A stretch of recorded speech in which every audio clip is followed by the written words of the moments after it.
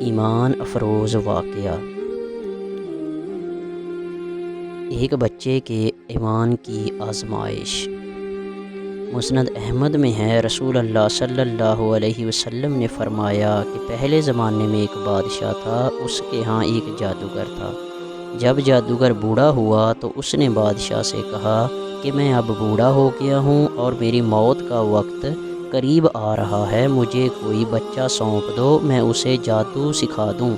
چنانچہ ایک ذہین لڑکے کو وہ تعلیم دینے لگا۔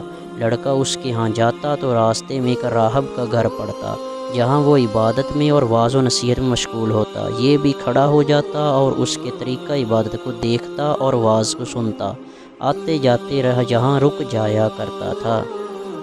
ویڈیو پیاری لگے تو سبسکرائب کریں تاکہ ویڈیو کا اگلا حصہ جلد آپ تک پہنچ جائے۔ شکریہ۔